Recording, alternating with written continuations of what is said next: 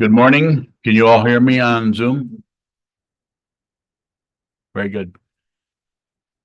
So this is the second full day of the monk retreat, which we're trying to do annually. Second. Oh,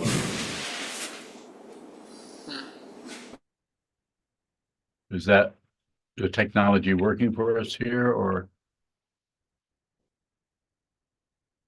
yes, I can continue? Yes. Okay. So anyway, we've been concentrating on this the sadhana of Mahamudra, which was This written is by Chogyam Trungpa Rinpoche, the Dorje Dradla of Mukpo, back in, I think it's 1968, I think he was in Bhutan, in the cave of, it was, belonged to Padmasambhava, a long time ago. In this sauna, you are good. The Zendo has joined us and they have to mute their microphone. thank you. So, and this sadhana is something that we chant, takes about 45 minutes to an hour. We chant every full moon and new moon.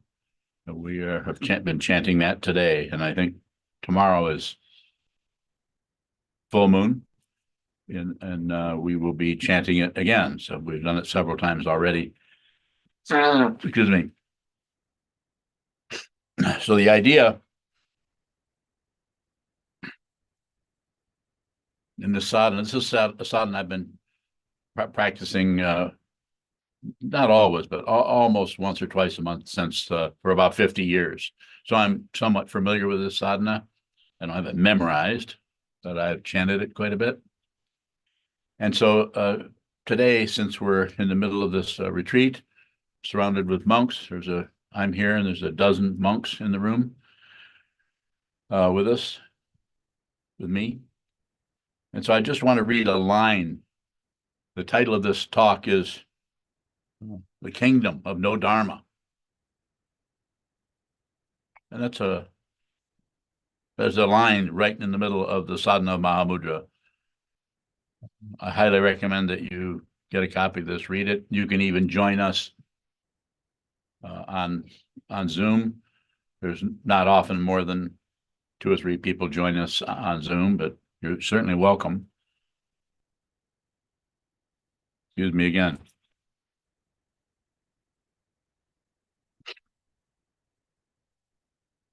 So the kingdom of no Dharma. The kingdom of no Dharma, free from concepts, found right here, is discovered within the heart. Here, there is no hierarchy of different stages, and the mind returns to its naked state. Very simple instruction. And there's lots of instructions. If you looked at all into Tibetan Buddhism or into any of the Buddhist teaching down through the centuries, all the different teachers, all the different lineages, all have their own value, their own structure, their own platform, their own way of doing this. And every one of those is valuable to us. And everyone is going to find a different way. Some people need to study in the Theravadan tradition, the tradition of the elders. That's the only way it's going to work for them. They need to study that way. Some people need to study Soto Zen, Rinzai Zen, Tendai practices in Japanese tradition, and the various traditions that are coming out of ancient China, ancient Korea, Tibet, and so on. India. Find a path, find a teacher, find a teaching, find a way that this is taught. This is very simple. The kingdom of no Dharma. You have to start somewhere. So we start in our tradition, in our lineage, we start with the Buddha's Dharma. Sometimes people say it's the Buddha's Dharma. It may not be, but maybe that's what you need to do anyway. Just find something, do it, practice it, find a teacher, find a teaching, find a community, the Buddha, the Dharma, the Sangha. This is the three jewels. This is a fundamental support for Buddhist monks and practitioners down through the centuries. Couple thousand years plus. Lots of ways to live your life. You can just go out and raise cattle, and you can become a carpenter, become an attorney. You can train yourself in so many different ways. It's just unending, the kinds of ways, professions and trades and so on that you can do these days. And all those are valuable. All those are needed. We need to do those. We need to have this. We need to have food. We need to have housing. We need to have medical care as consciousness that is showing up in the form of what? Living beings.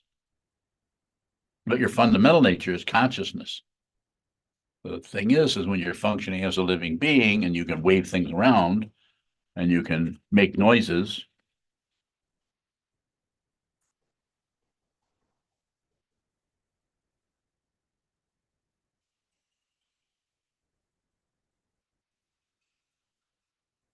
Yeah, they're noise makers. Here's one.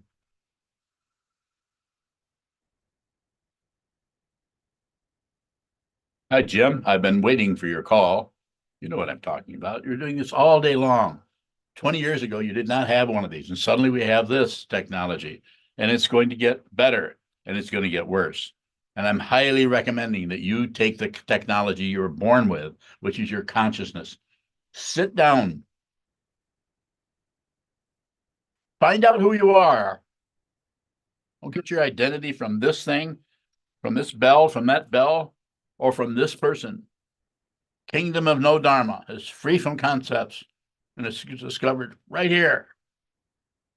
Not out there, not over here, not over there, not in somebody else, not in me, not in her, not in him, not in them, not in your mom, not your dad, not your children, not your dog, not your cat, not in your political orientation or your sexual affiliation, orientation, or dynamic. You will not find identity there. And if you do find identity there, it's coming apart. And it is unreal. And it is vividly unreal in emptiness, which it also is a quote from this. Vividly. It's there, but it's vividly unreal in emptiness. You need to see that. And if you don't think otherwise, then please do something else. Be a carpenter. Do something else. Learn to sing. Sing a lot. Excuse me.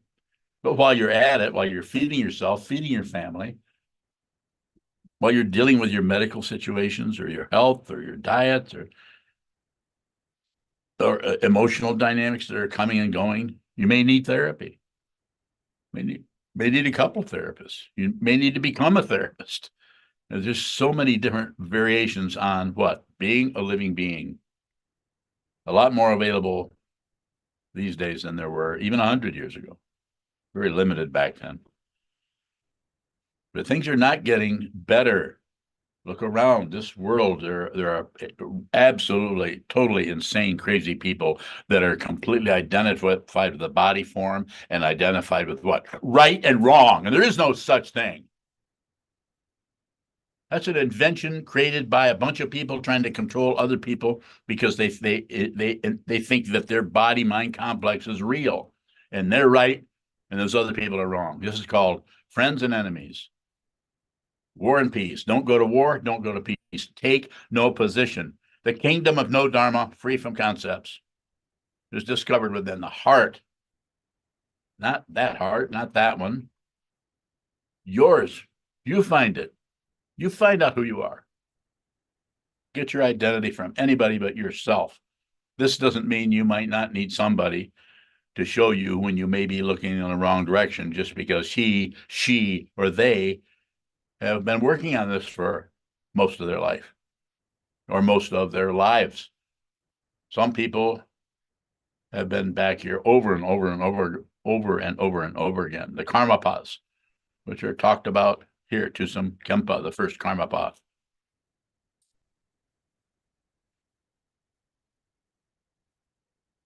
and down through the centuries, all 17 of them, actually know they're going to be born somewhere and actually say where they're going to be born. And they show up as the particular kind of teacher, a way of talking about what the Buddha said. Everything is dependently arisen. Nothing comes from its own side as an individual self.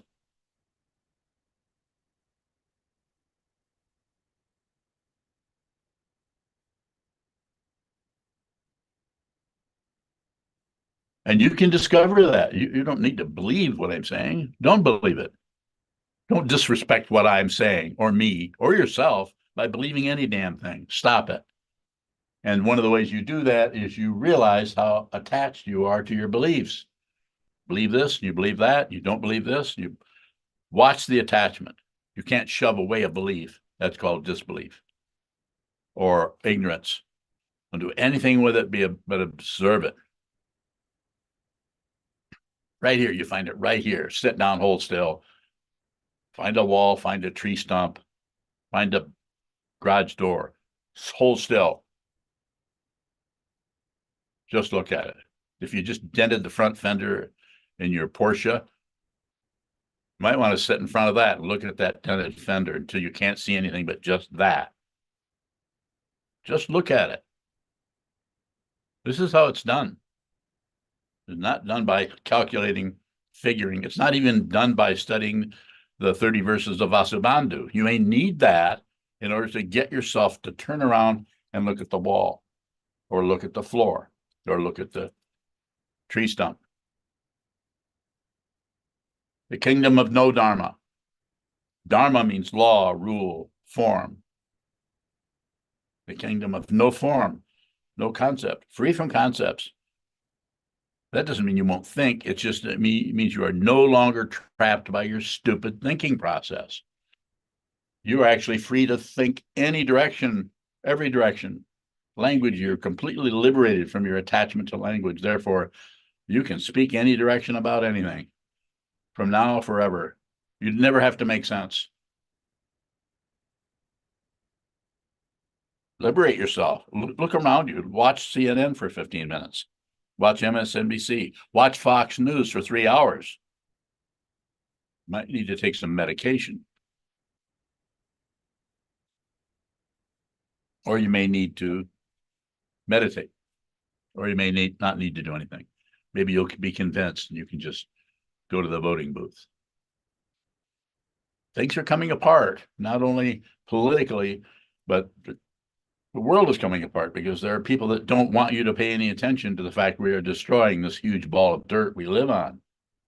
We're destroying it by ignoring the way the situation functions, by being trapped by the thought process that is all about controlling, all about being in charge, and so on and so forth. Politics, the politics of experience. Don't ignore them, but don't believe them.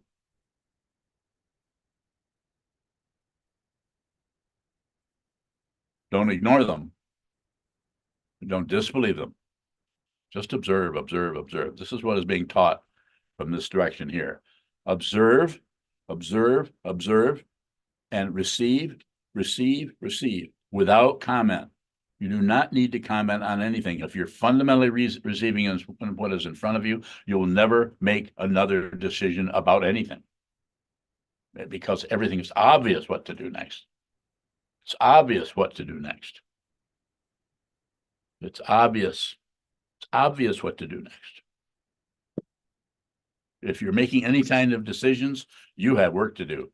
And then most of that work is going to be involved with sitting still and looking into this mirror that is called the mind. Kingdom of no Dharma. Free from concepts, found within the heart. It's just talked about that way. It's not an emotional dynamic necessarily, although it may be so flooded with emotions you can't even think. It can show up in any form. Consciousness always finds the form that it needs. And it is astonishingly clear and it's astonishingly vivid, and it is completely full of clouds. Not separate. It's not separate from anything you come up with, free from concepts, found within the heart. You can do that. You might need to have someone to point to it, but they can't do it for you. They won't do it for you. If they say they can do it, are going to do it for you, you might want to be a little cautious in that area if somebody starts telling you how this is done, other than you need to do it yourself. There's lots of ways of saying that.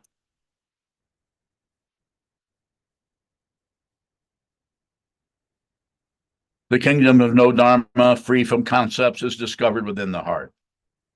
Here there is no hierarchy of different stages, getting better, getting worse. And the mind returns to its naked state, which is without the clothing of concepts or ideas or judgments or evaluations. Even the concept of life and death is gone, because it is mind. It is mind only, it is consciousness only. Consciousness, whether the body shows up as being born, living for 50 years, 100 years, or goes away, the consciousness doesn't do anything. Don't believe. I'm not asking, this is not something you believe in. It's something that is being pointed at by this old man, and who has had the very good fortune to have met some true teachers.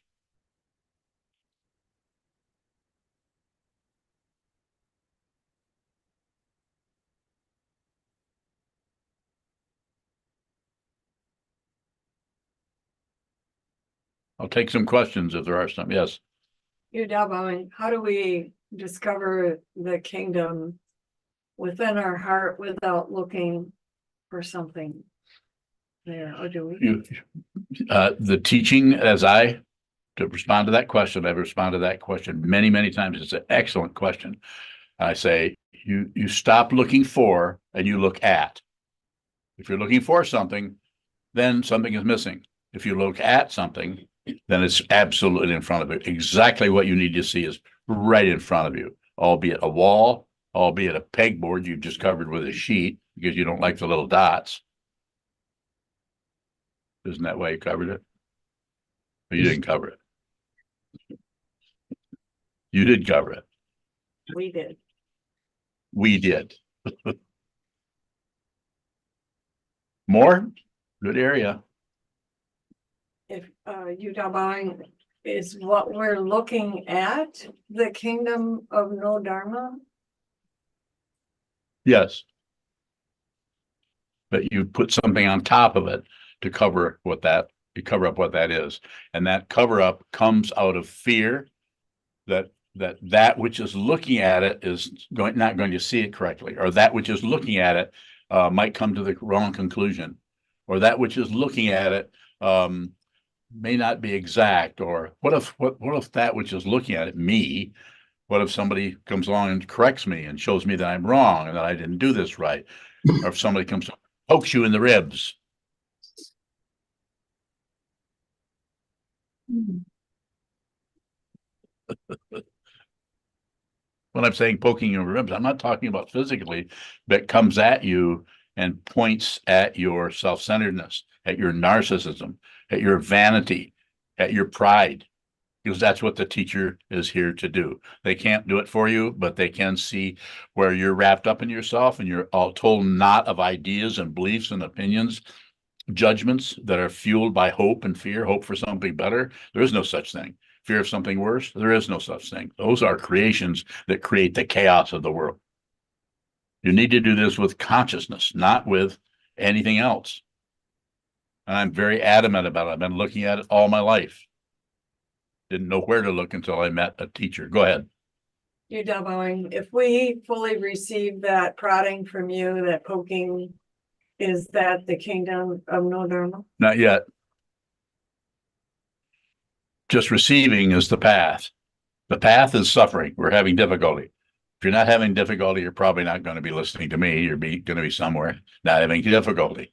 But if you're having some kind of a challenge, probably something of what I'm saying, you might want to listen to me for 15 or 20 minutes. Some of you are here fully ordained as monks, so you have a sincere interest in what I have to say.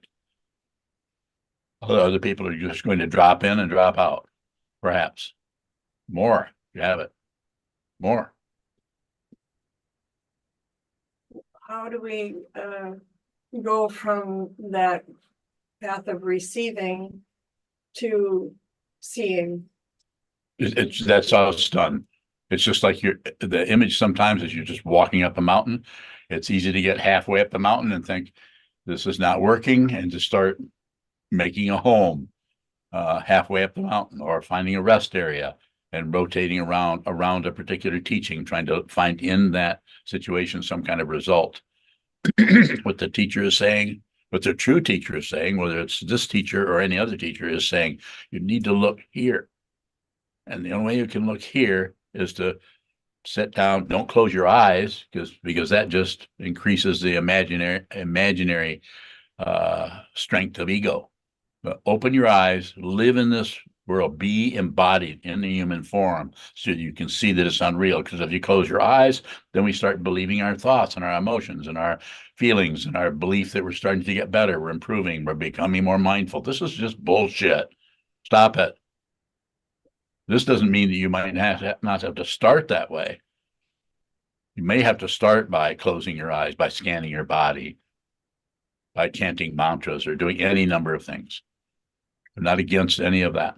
The thing that I'm talking about, that I emphasize, is to sit still, watch the movement of the mind without adding, subtracting, or dividing. Just receive it, no matter how much it smells, no matter how fragrant, no matter how irritating, no matter, add nothing onto it. No comment, no elaboration, just that. More? You're not buying, is that something we can do willfully, or something that occurs? The word I use, you could use willful to some extent. Some people might use that. I certainly considered the aspects of the path that I began on where I was very stubborn about it. It just continued. I didn't get any results. I wasn't getting anywhere. So I just went on the say-so of my teacher. I was not seeing any results. It's like really bad medication. Doesn't work. So, but you just keep going anyway. So the word that I like to use is intention. You sit down, you have the intention to see what this is, and you return to the intention. Just like on the Bodhisattva path, the path of the Mahayana, the intention is to be with all things. Personalized, that's to put others before yourself, and that's very hard to do if you're all stuck on your protecting yourself and advancing yourself, and you're really sensitive to what everybody's thinking or doing, and you're getting your identity for how people are treating you. And of course, people are going to treat you any number of ways because they're getting their identity from treating you that way and watching your reaction and then reacting to your reaction. It's just the chemistry of samsara is called dependent origination, pratitya samutpada. It is an illusion. But it's paratantra. It's relatively real. It has a structure. But the kingdom free from Dharma found here. More? When you're bowing, when we stop looking for and look at, will there be results, bowing? To some extent, but the results will not be particularly satisfying, because the first thing you're going to probably see is the first noble truth that the Buddha taught. That sounds very simple. Well, everybody knows that, or nobody knows that, and that's not completely true. Life is suffering. But most of us, might as well say all, are avoiding suffering. That's what the three poisons are about: passion, aggression, and ignorance. Pushing away aggression, drawing towards this, or changing or modifying or blaming passion, or distracting yourselves or going somewhere else, just ignoring how we're feeling or what is happening in our life. Ignorance, passion, aggression, and ignorance. Go back to your question and reframe it. When you're bowing, will there ever be results on this path? So this is the way I like to say it, and hopefully, this will, insofar as I hope for anything, this will trigger something in your understanding that goes beyond the whole idea of right and wrong, results, no results mentality. You won't care because you realize that your understanding has gone beyond the result, gone beyond cause and effect. But you're beginning to transcend relative truth of even life and death. You're beginning to live in consciousness only. Conventional will say you're just nothing but spirit. You're nothing but life. I don't mean light. I don't mean something romantic where, oh, we're all light beings or some kind of bullshit. It's not romantic. It's tough as nails. It's a hard truth. And it's also soft because those two are also a polarity that no longer work. Those polarities no longer work. And I say you won't care how you feel.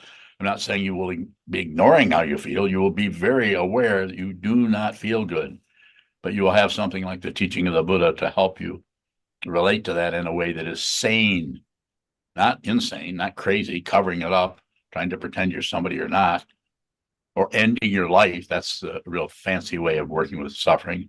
This is so terrible, I just can't live anymore. If you don't have a teacher or a teaching, then you start to listen to your imaginary nature, which is a pack of lies. And it's propelled by fear of the unknown and attachment or addiction to cover-ups, or the other word for it is entertainment, distracting yourself into anything. Is it wrong? No, you should do a lot of that. Do anything you can to help you get to the path. When I mean that, I mean it. So that's why I don't teach that. That's why every one of you monks know that you get treatment from me based on what you're working with. You don't get treatment from me based on obeying. Anybody in here feel like I have to obey me at all? If so, speak up and I'll tell you to stop it. Stop obeying me. Do what you need to do. How many times do I say that to everyone here? Do what you need to do. But if I am your teacher, if you ask me to function as your teacher, you might want to talk to me a little bit about it before you run off to Honduras. Let's talk about it a little bit. Maybe I might have some understanding about that may help you. In other words, we do this together as a teacher and a student, not as a boss and a servant. Yes. When you're bowing, so when we're on the path, like halfway up the mountain and need a distraction or entertainment, is that still being on the path? Yes. The idea here, the key word, several key words, but the main one responding to what you're saying is be aware of it. The karma that brought you into this life, they gave you this hair color, they gave you this sexual orientation, they gave you all the other things that are involved with being a specific kind of personality. Every single one of you. That has to be respected. You have to respect the part of your consciousness that appears as confusion. Don't try to cover that up and live up to some kind of ideal. This is just nuts to do this. Go ahead. When you're bowing, sometimes you quote your teacher, Chogyam Trungpa, with a 2-word teaching he gave called be genuine. Yes. Are outflows ever genuine? They're always genuine.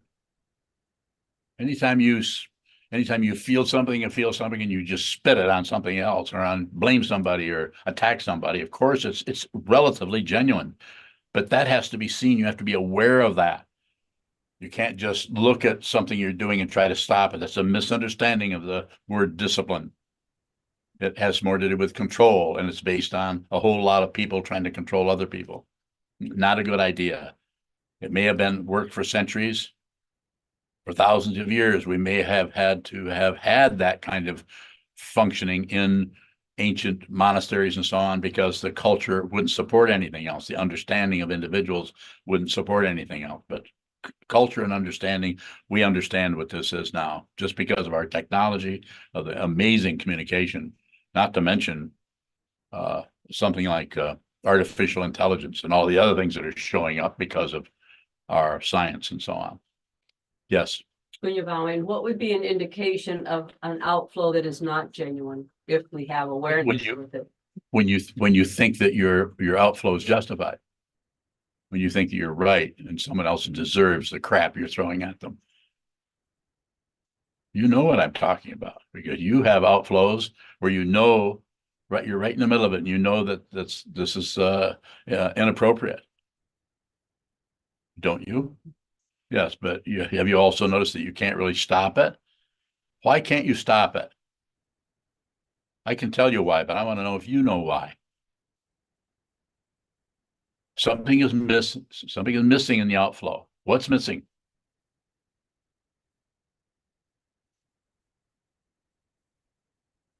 I can tell you it's an illusion. It's unreal. But the ego mind tends to validate it, and validates it with not only the subjectivity, but with the objective. We think this is real. And at the same time, you're being aware that that's an outflow. The way to work with that is to be aware of that, and then it will come apart of its own. You don't get to do anything. The intention is to see the truth, and the truth right here. Kingdom of no Dharma. No structure, no right, no wrong, no up, no this, no that. Non-dual. No spirit world, no physical world, no life, no death. You've transcended everything, just consciousness only. It does not manifest as a form. And yet it is, everywhere you look, it is nothing but form. It's, again, not two. So you would have to be aware of that. That's why Trungpa Rinpoche said, be genuine. He knows, or he knew at the time, or I feel that what he was pointing to, from my understanding of it, I didn't talk to him about it, was he could see that you can't just clean up your act. You're going to have to spend some time just being the crap you're trying to get rid of. So you get to make friends with yourself. You can see there's some aspects of your mind you're going to have the rest of this lifetime. You're going to have this kind of emotion or feeling come up. So that's why it's necessary to see that there is no identity there, that there's no solid personhood. Have to see beyond that. And there's no solid otherhood. If you see that, then you're fine. Then you can dance with anybody. Then you can even engage with situations that seem very aggressive and not really be threatened by them, or feel like you're doing something wrong. You need to clean up your act, or anyone needs to clean up their act. More. When you're vowing, so in the process of an outflow, if the awareness is intense as well during the outflow, Yes. is there any way to interrupt that outflow with awareness? You won't need to interrupt it. The whole idea that you interrupt the outflow, when we say without outflows, we know we can't really stop those. I mean, maybe sometimes we might have a little bit of success, then other times we're just overwhelmed by it. So the awareness, when the consciousness is that is showing up as a human form, is no longer a prisoner of beliefs, opinions, judgments, emotions, or anything. So when I say you don't care how you feel, it's not that you don't have it. You don't have the feeling. You may feel intense negativity or emotions. It's just that there's no personhood there anymore. So therefore, the emotion is called self-existing or self-liberated or rangdong. It just has its own dynamic. It doesn't have a person behind it.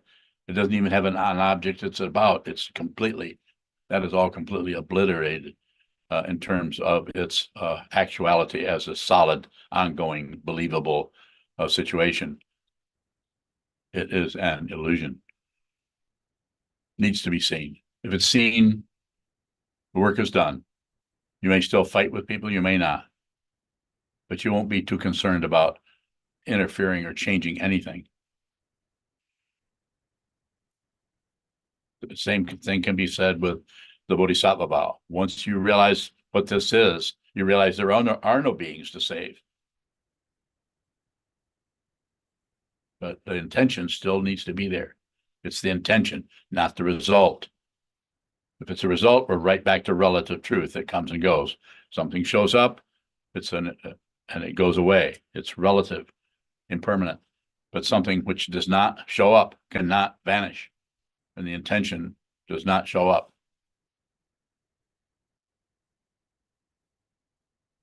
Welcome. Those are good bowing. I've heard you say everywhere you look, you see the Buddha. Yes, Is there a relationship between what's found, what you're encouraging us to find within and otherness that might show up as Buddha? I'm not sure how to ask them. as near as I can understand what you're asking about, I would say it this way, that the whole idea of relationship is gone. There is no relationship. There's only relationship when there's separation, when there's someone over there and someone over here. You may have to work on your relationships. You may not. It would be up to you to work with that wherever you're at. The important thing is get your butt to the wall. Get yourself to the wall where you're watching the movement of the mind in as clear a situation as you can. You don't have to be a Buddhist. Well, you may have to be. You're a monk, so you need more glue. I certainly did, although I avoided it for a long time. The whole idea of relationship starts to come apart. So because you don't see anything else. Everywhere you look, you see yourself. If I look at you and look at your issues or your problems, which I often do when we're talking or interacting in some ways, what you see over here is a projection. There's no one here. What you see is a projection. It's unreal. It's vividly unreal. You have to see it. You may see this over here as unreal.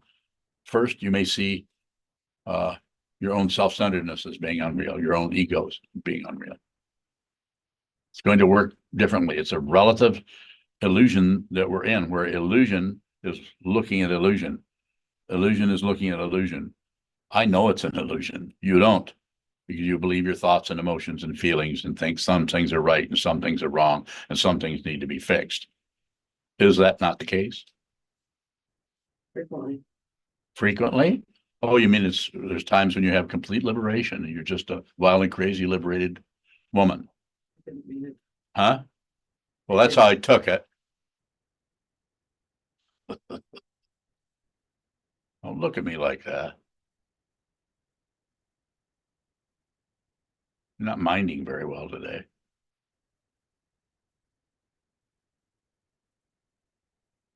Everybody's grinning but you. And Sokuzan, he's not grinning. No, he's grinning too now. You see what I'm saying? Yeah, a little bit. If there's no attachment to this or that or right or wrong, you can go any direction. I can be anyone. You can't. You're stuck with who you think you are. I'm not stuck with who I think you are, who you think you are, who I think I am, or who you think I am, or who Winston Churchill thinks either one of us is. You get the point I'm endeavoring to make? You're welcome.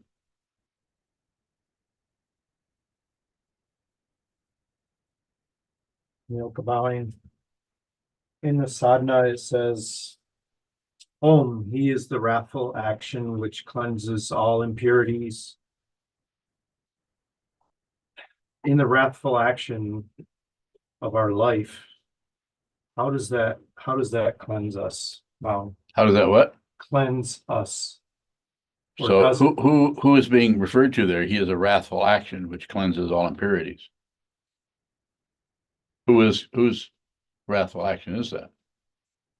I'm not sure, but it comes from Guru Rinpoche or Padmasambhava. Where are you going? Have a nice time. Mikyo Dorje. Okay. What's the question? If we look at our life and see our own wrathful actions that have seemed like impurities, how does that, looking at that, Can everyone hear his question? No. A little bit?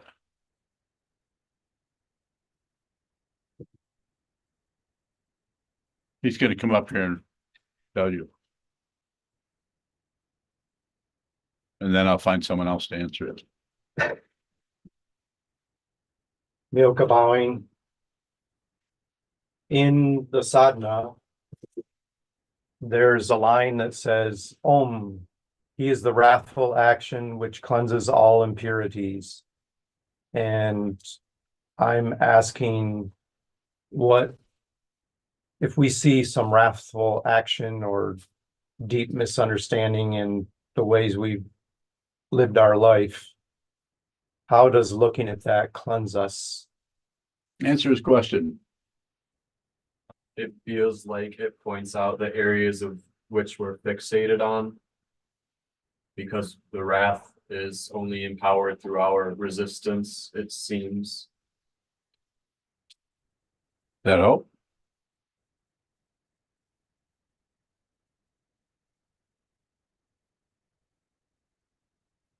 So we're the ones that decide, that look at wrath, or look at peacefulness, or look at anger, or look at happiness, and we're the ones that set up the polarities, and think that some things are okay and some things are not okay. But the wrathful action that cleanses all impurities is coming from a teaching, which will use any means to bring your attention to consciousness only. And it may need to be wrathful, and it may need to be, especially if you or anyone is stuck on trying to fix things and trying to make things better and trying to be peaceful. Spend your whole life trying to be peaceful, and you're actually ignoring what happened in consciousness in the 13th century, which you are not separate from. Milka bowing, if it feels like things are being torn apart, do we need to put anything back together? Of course, it's very situational. There may be times when, relatively speaking, you need to put something back together, like your car is wrecked. It's damaged, so you're taking that and getting some insurance, and you're having it repaired. It just works to do that. We wreck a car, we get it fixed. Well, it's a very relative situation, but the understanding that is being talked about here is much deeper than just relative truth. Milka bowing, what is the deeper area that it's covering, bowing? The area where you think some things are right and some things are wrong. Some things should be and some things shouldn't be. Do you think that accident shouldn't have happened? Milka bowing, Oh, really, say it. Do you think it shouldn't have happened? I can't. Well, go ahead, I say can't it. go to It the shouldn't have beginning of happened, it. should it? Shouldn't have happened. I'm helping you here. Go ahead, because then I have another response after you Okay. agree with me. Milka buying, it shouldn't have happened. Well, then why whatsoever. fix your car? Yeah, it was a trap.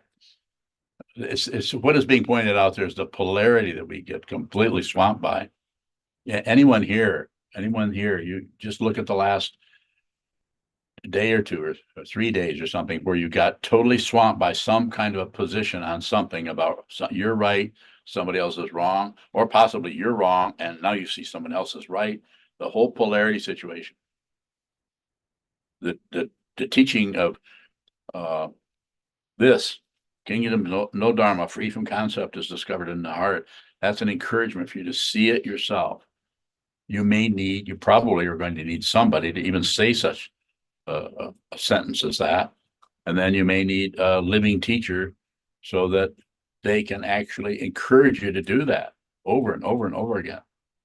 And if it's a true teacher, it will be someone who has seen that and speaks out of what they see, not out of what they know. Because if they're talking about out of what they know, then it's just more propaganda and judgment, evaluation, conclusions, analysis, logic, etc.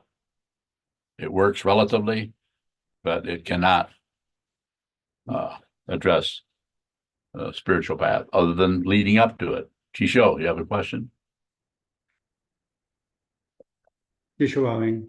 Yeah, in the line that Miyoka just read, what does cleansing all impurities mean? That feels like messing with dependent origination. Bye. And from the relative point of view, it is, but what that is, it's just a relative way of addressing that there was never anything to clean up. Cleansing all impurities. There was never anything, nothing ever had to happen. Even the 16th Karmapa, when he was passing away in 1981 in Chicago, said, nothing happens. It's just an ultimate pointing that everything that is happening is an illusion, but you may have to participate in the negative end of it, which is the most powerful at negative end. may have to look closely at the negativity that's happening in the mind stream. You may need the teacher to point that out to you.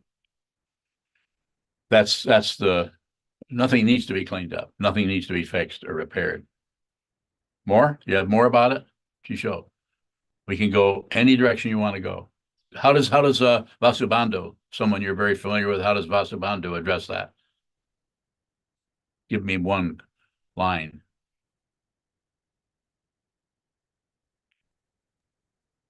Ishvang, I'm just trying to think of the very last verse where he talks about the fruitional state. But I don't think he talks about any cleaning up. He says, Dvida Daustulya Hanita. Yeah, he does say a little bit of destruction of all afflictions. Wow. Bingo. He does. Amazing. Amazing. Astonishing. Further questions?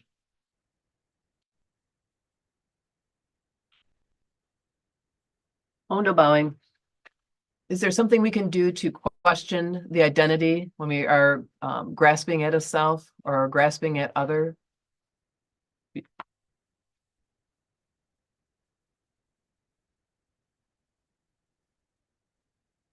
Perhaps a little bit. I think it would be situational. But it's just about observing something and not adding, making no particular comment on it.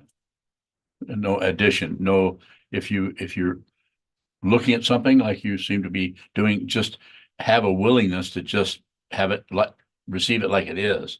Because if you do anything with it, then you've modified the receiving part, because consciousness is so slippery. Consciousness will do whatever needs to happen, because the consciousness is so powerful that it can actually imagine that it has an other. And so but if you just receive, then eventually consciousness realizes kingdom, no Dharma, free concepts is discovered within the heart. And you just by observing what is showing up, whoever it is, in a tree, in the eyes of your child, just receive it, fix nothing, correct nothing.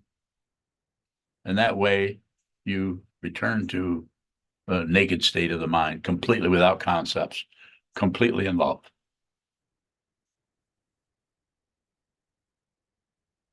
Ondo bowing, that identity that grasps or pushes away happens so quick. It's so habitual. How do we break into that bowing? You don't have to break. You just have to watch it.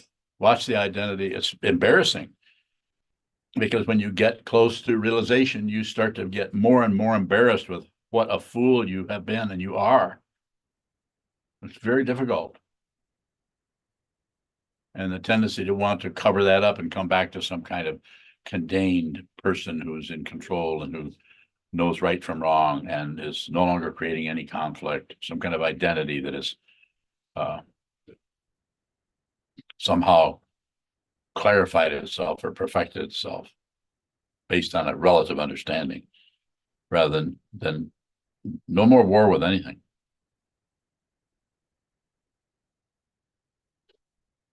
Ondo bowing. What is happening when we are in the presence of a teacher who has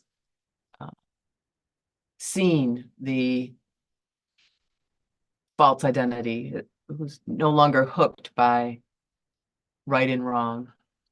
What do you mean? What's happening? Is there something by being in the presence of that teacher or the example, watching the example? Only if you're open to that. Only if you've been working with your mind. You can sit.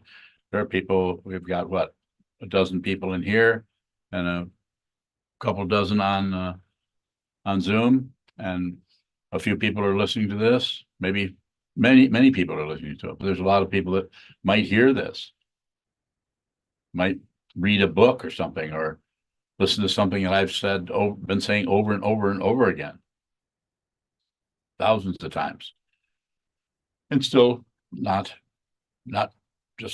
think that that's important, or think that there's something else they need to do with their life.